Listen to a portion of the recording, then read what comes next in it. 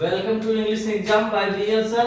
दोस्तों आज हम लोग बात करने वाले पार्ट्स ऑफ सेंटेंस के बारे में। मैं उम्मीद करता हूं कि आप बेहतर ढंग से सीखेंगे कि पार्ट्स ऑफ सेंटेंस होता क्या है। तो पहली थीम आपकी है द सेंटेंस। हम आपका समय ज्यादा नहीं लेना चाहते और तेजी से इसको आगे बढ़ना चाह रहे हैं हम लोग।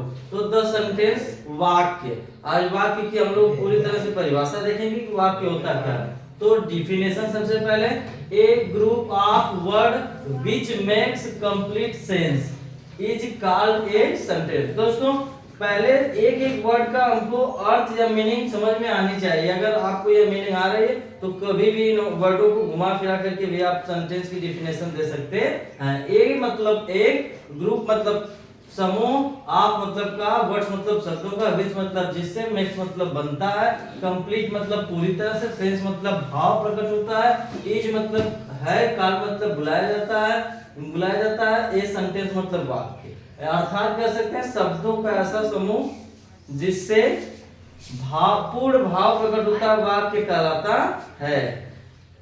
एग्जाम्पल के तौर पर देखेंगे, Ram is going to Agra, दूसरा सी ड्रिंक्स वाटर। अर्थात इसमें दोनों में यह प्रतीत हो रहा है कि एक शब्दों का ऐसा समूह है जो क्रमवार रखा गया है। इसी को हम लोग सेंटेंस कहेंगे। इस सेंटेंस में शब्दों का क्रम सही होना चाहिए। अर्थात देखिए Ram is going to Agra, ये पहला एग्जांपल। दूसरा सी ड्रिंक्स वाटर। अब आगे दोस्तों बात करेंगे पार्ट्स ऑफ सेंटेंस की, वाक्य के भाग। तो वाक्य के दो भाग होते हैं। देखिए two parts of sentence. First होता है आपका सब्जेक्ट, सेकंड होता है प्रेडिकेट। तो फर्स्ट पार्ट होता है आपका सब्जेक्ट, सेकंड पार्ट प्रेडिकेट। तो अब हम लोग बात करेंगे पार्ट्स ऑफ सब्जेक्ट का। तो पार्ट्स ऑफ सब्जेक्ट कर्ता के दो भाग होते हैं। Two parts of subject. First part होता है क्वालिफायर, यानी कभी कभी कर्ता को क्वालिफाई करने वाले, जैसे ए मैन आ जाता है तो ए क्या हो जाता है, मैन को क्वालिफाई करता है, ए मैन। तो ए क्या हो जाएगा, क्वालिफायर हो जाएगा। दूसरा हेड वर्ड होता है, हेड वर्ड को नाउन प्रोनाउन बोलते हैं या मेन वर्ड या मुख्य वर्ड बोल सकते हैं। इसके बाद पार्ट्स ऑफ क्वालिफायर देखेंगे तो थ्री पार्ट्स ऑफ क्वालिफायर होते हैं। फर्स्ट होता है डिटरमिनर, सेकंड होता है एडजेक्टिव और थर्ड होता है एडजेक्टिव फ्रेज।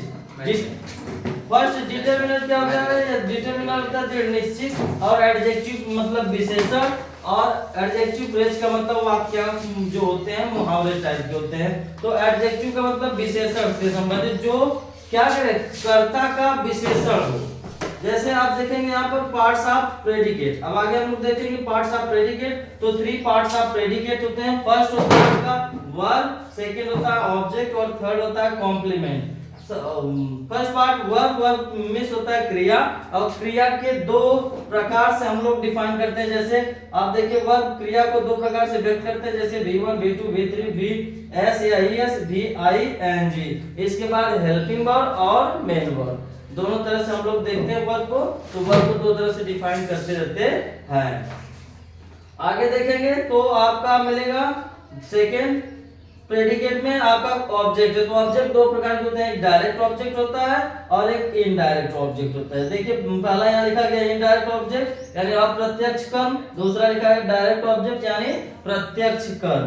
अब आगे बात करेंगे लास्ट पार्ट्स ऑफ कॉम्प्लीमेंट का। तो कॉम्प्लीमेंट तीन प्रकार के थे। कॉम्प्लीमेंट होता है परिपूरक, जो सेंटेंस के अंत में आते हैं और वाक्यों को पूरी तरह से पूरा करते हैं, परिपूरक कहलाते हैं। और इसके अंतर्गत पार्ट्स ऑफ कॉम्प्लीमेंट में थ्री पार्ट्स ऑफ कॉम्प्लीमेंट होता है। फर्स्ट होता है नाउन कॉम्प्लीमेंट, सेकंड होता है एडजेक्टिव कॉम्प्लीमेंट और थर्ड होता है एडवर्ब कॉम्प्लीमेंट। तो आज के लिए बस इतना ही दोस्तों। अगर यदि आपको यह वीडियो अच्छी लगी तो लाइक और सब्सक्राइब करें। Thanks for watching for this video.